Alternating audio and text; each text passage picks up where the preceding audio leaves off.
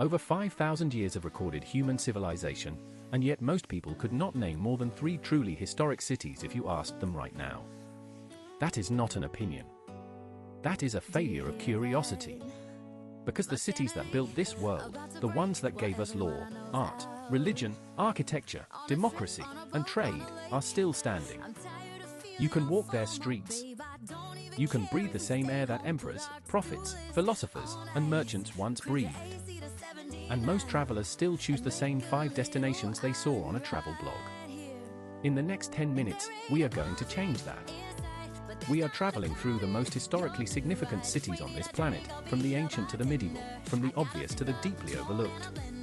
And somewhere in the middle of this video, we are going to reveal a city that almost nobody visits, yet historians consistently rank it among the most important places in all of human civilization.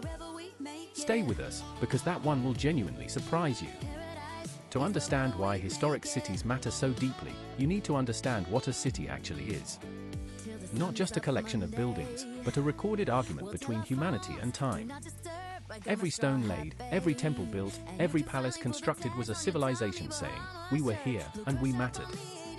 The earliest cities on Earth date back to around 3,500 BCE, emerging in Mesopotamia, the region we now call Iraq and Syria.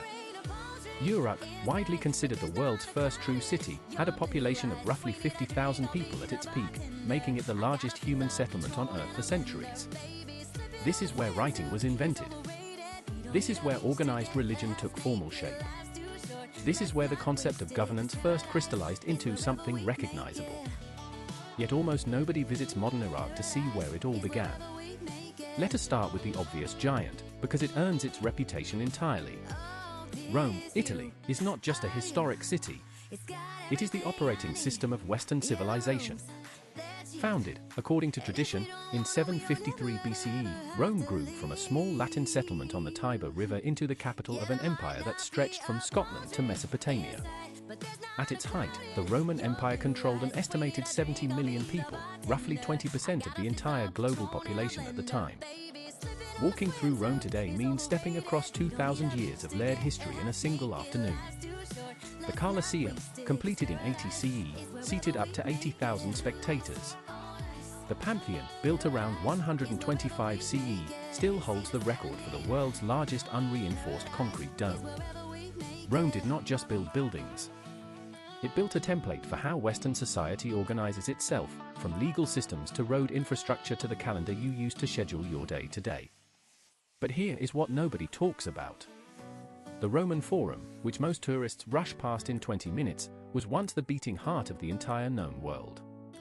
Every significant political decision, every legal trial, every triumph parade that shaped European history for 500 years passed through that single valley. Standing in it should feel overwhelming. It rarely does, because nobody explains it properly. Athens, Greece, deserves equal reverence, though for entirely different reasons. While Rome built empire, Athens built ideas. The Acropolis, crowned by the Parthenon, constructed between 447 and 432 BCE, was not just an architectural achievement. It was a political statement about the power of democracy and collective human ambition. Athens in the 5th century BCE produced Socrates, Plato, Aristotle, Sophocles, Euripides, and Thucydides within roughly the same century. That concentration of intellectual output has never been matched in any city before or since. The philosophical foundations of modern science, ethics, politics, and drama were all laid within walking distance of each other on a rocky peninsula in the Aegean. Now let us move east, because the story of human civilization does not belong exclusively to Europe. Varanasi, India, is arguably the oldest continuously inhabited city on Earth. Estimates place its founding at around 1200 BCE, though some scholars push that figure even further back. Mark Twain, who visited in the 19th century, famously wrote that Varanasi is older than history, older than tradition, older even than legend, and looks twice as old as all of them put together. This is a city where people have been performing the same religious rituals along the Ganges River for over 3,000 years without interruption. Every single day, the ghats are filled with cremation ceremonies, morning prayers, and pilgrims completing journeys of hundreds of miles. Varanasi is not preserved history. It is living history, breathing and unbroken. Equally humbling is Jerusalem, a city that carries the spiritual weight of three of the world's largest religions simultaneously. Judaism, Christianity, and Islam all claim sacred ground within a single square mile of the old city. The Western Wall dates to the 1st century BCE. The Church of the Holy Sepulchre marks the site of the crucifixion according to Christian tradition. The Dome of the Rock, completed in 691 CE, stands on the Temple Mount, a site considered holy for over 3,000 years. Jerusalem has been conquered, destroyed, and rebuilt at least 18 times throughout recorded history. That statistic alone tells you everything about why it matters. Now we arrive at the city that historians revere and tourists almost entirely ignore. Samarkand, Uzbekistan. If you have never heard of it, that is precisely the problem. Samarkand sits at the crossroads of the ancient Silk Road, the trade network that connected China to Rome and fundamentally shaped the global economy for over 1,000 years.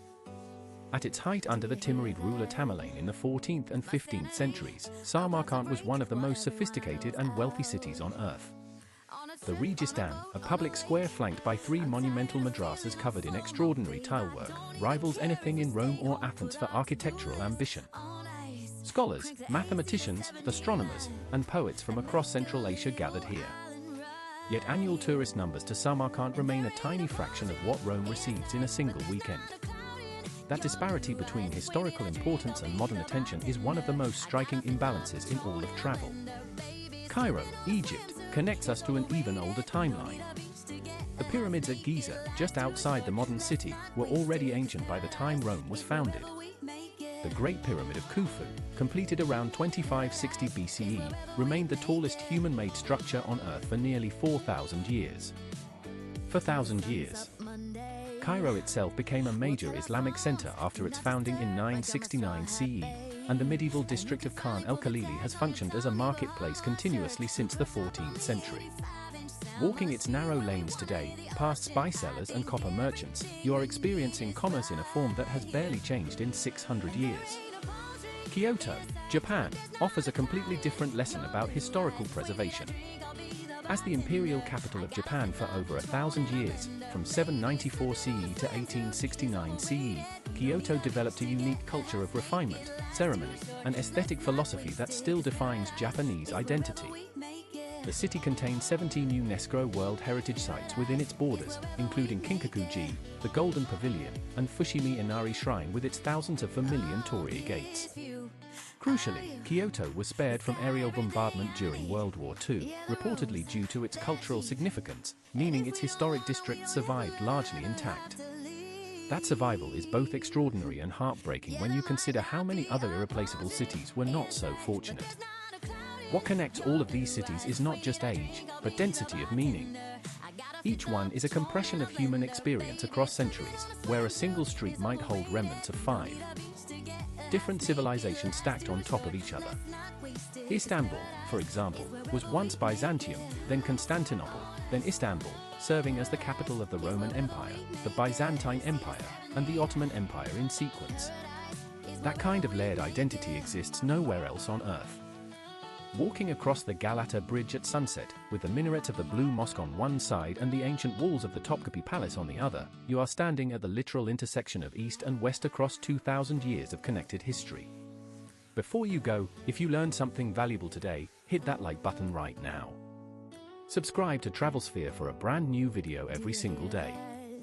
We will see you in the next one.